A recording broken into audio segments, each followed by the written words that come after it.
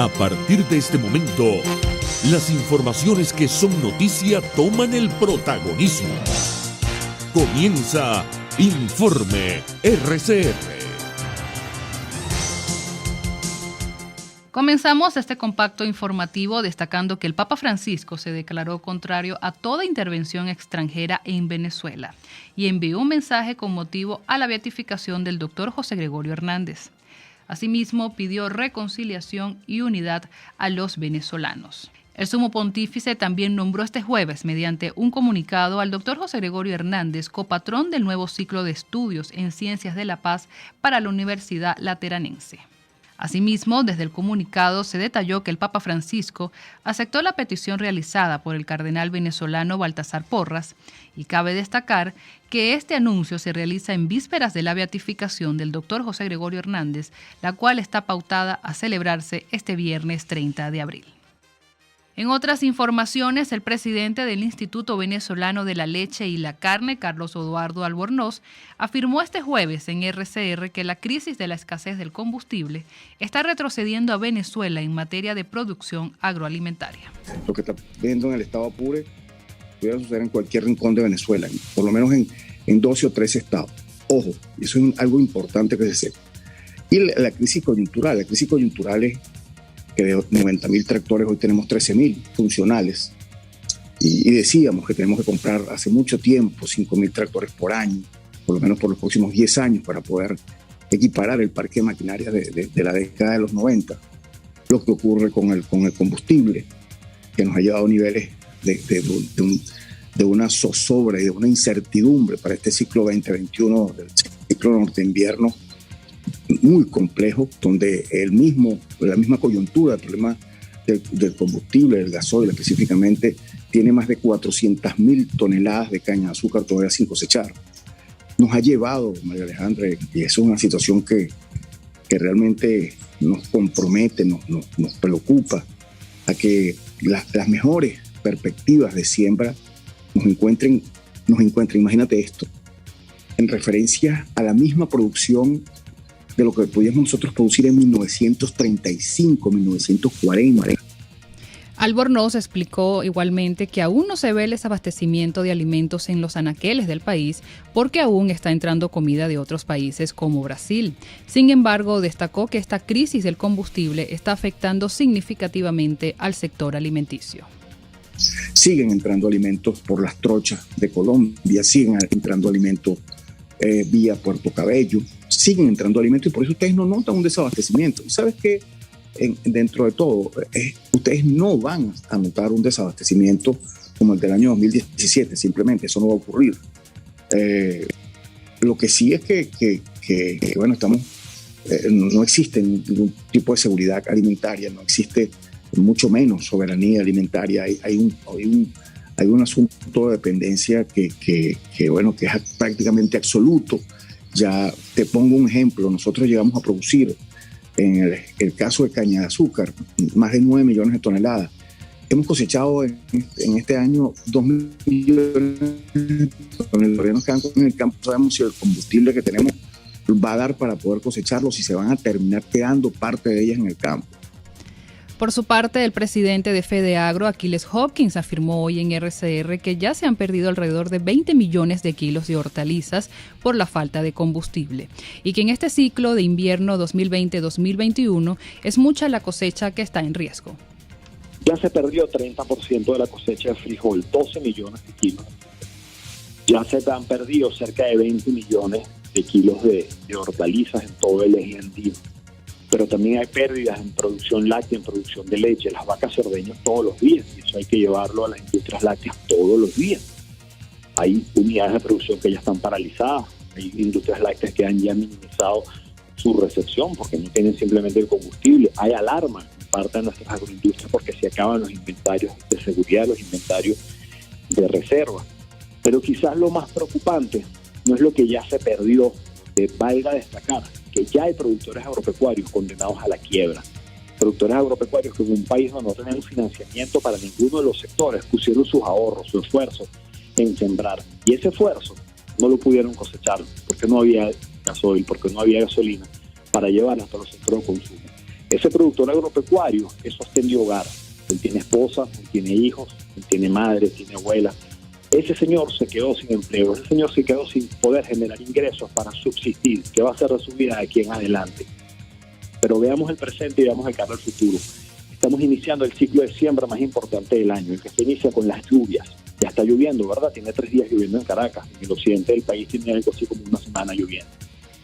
No se están acometiendo las labores de preparación de tierra. Si no aparece el gasoil, no vamos a poder sembrar. Achilles Hawkins también insistió en que si no se busca una solución seria a la crisis del combustible, en 3 meses se verá reflejada la escasez de alimentos en los venezolanos. Nosotros hemos hecho una estimación que hoy en día, con el acceso al que hoy en día tenemos, podríamos estar hablando que se va a sembrar el 10% de la estimación que había. Donde, por cierto, valga destacar que la estimación que había es 20 o 25% de lo que teníamos hace 10 años. Entonces, eso es una situación realmente muy preocupante. Y cuando te digo que yo no me quiero imaginar, bueno, es porque nosotros los productores agropecuarios somos optimistas por naturaleza. Nosotros a lo que apostamos es a que se solucione la crisis. Pero si la crisis no se soluciona, sí, quien se va a ver afectado es todos los venezolanos, es toda Venezuela. Y no es solamente, María Alejandra, no es solamente el acceso de alimentos de los 30 millones de venezolanos.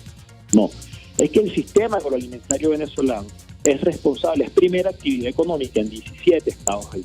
80% de las economías regionales están impactadas por el sistema agroalimentario venezolano. 30% del empleo formal nacional tiene que ver con el sistema agroalimentario venezolano.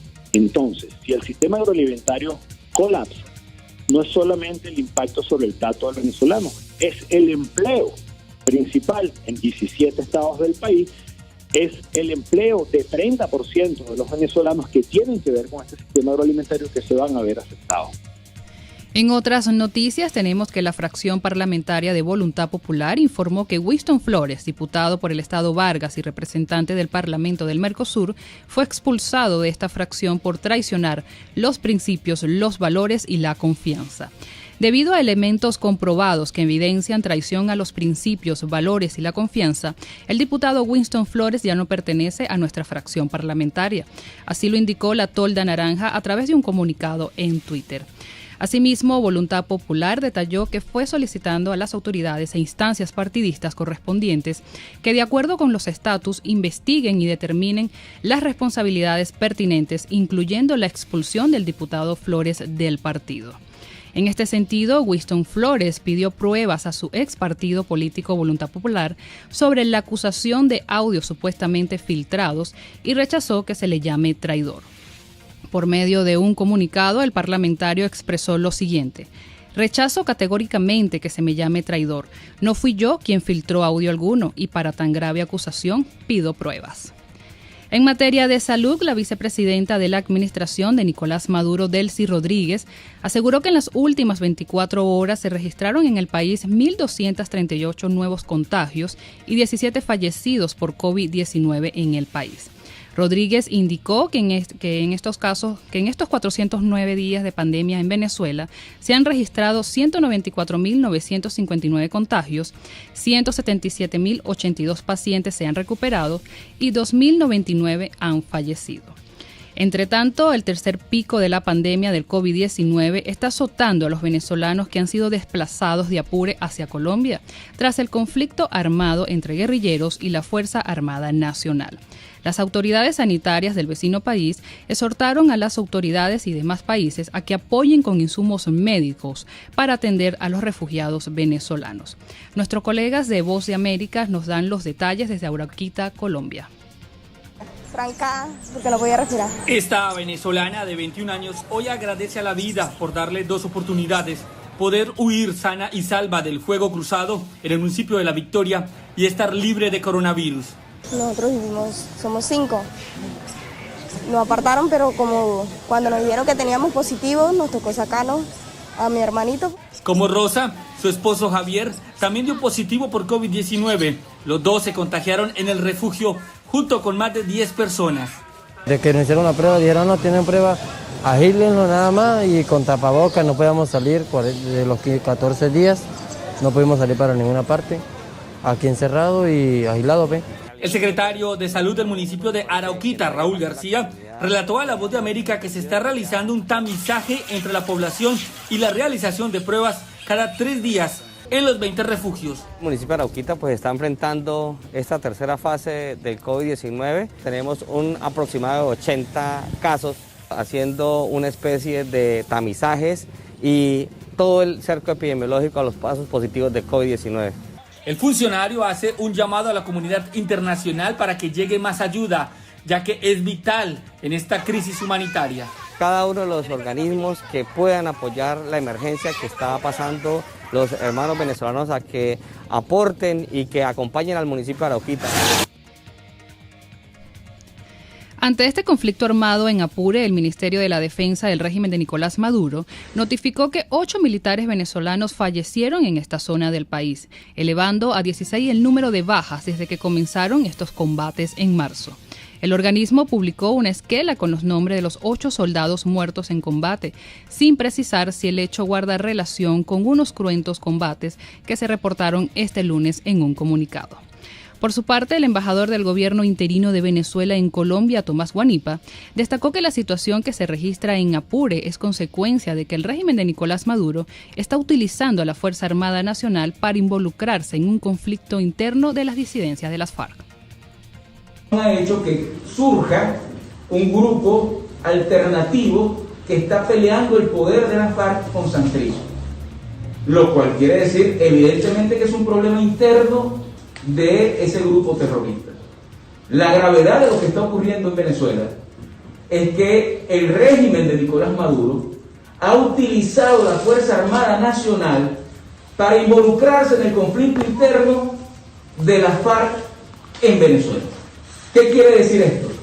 El grupo que es liderado por Santrich tiene el apoyo absoluto del régimen de Maduro, y Maduro, en apoyo a él, utiliza la Fuerza Armada Nacional para enfrentar a ese grupo disidente que está peleando el poder a este terrorista Santrich.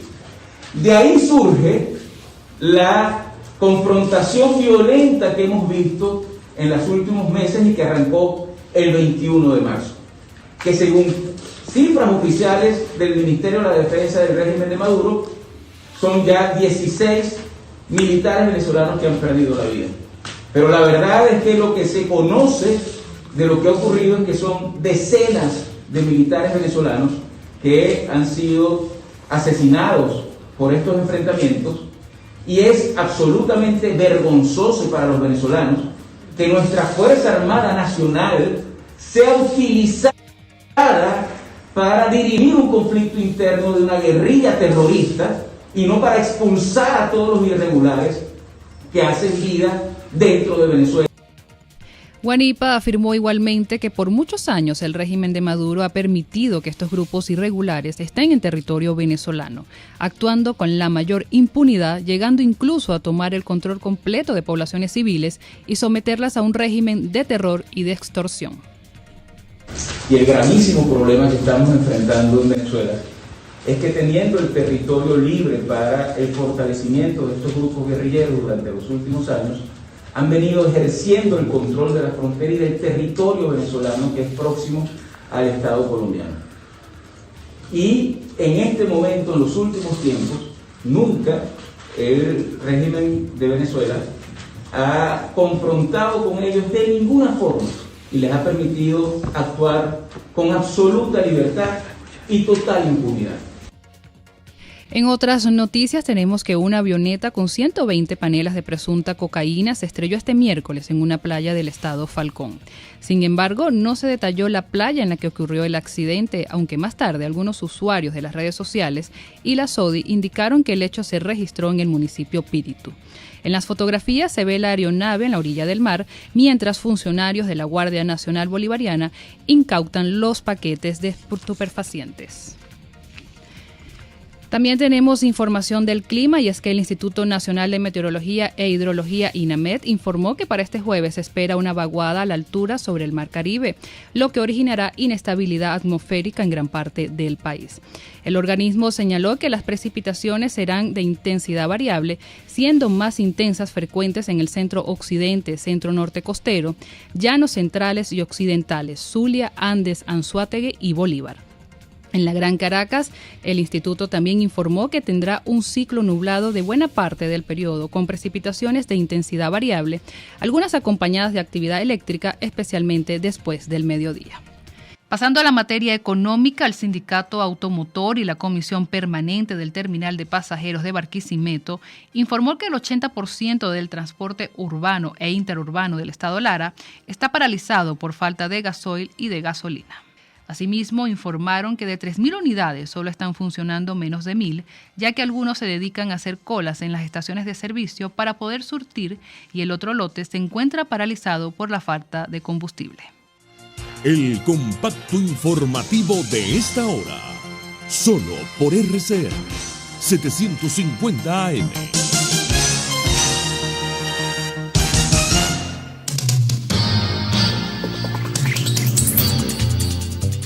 En materia internacional, el Parlamento Europeo aprobó hoy una resolución no vinculante en la que pide a la Unión Europea y a sus Estados miembros que desplieguen el mecanismo de protección civil y otros fondos de solidaridad para apoyar a Latinoamérica a hacer frente a la pandemia del COVID-19. La resolución salió adelante con 597 votos a favor, 51 en contra y 43 abstenciones, con el objetivo de cooperar con los países latinoamericanos que han tenido un devastador impacto por la crisis sanitaria. La Eurocámara también pide a todos los países y gobiernos de América Latina que garanticen el libre acceso a las vacunas para toda la población sin demoras indebidas, permitiendo un suministro suficiente y promoviendo un acceso equitativo.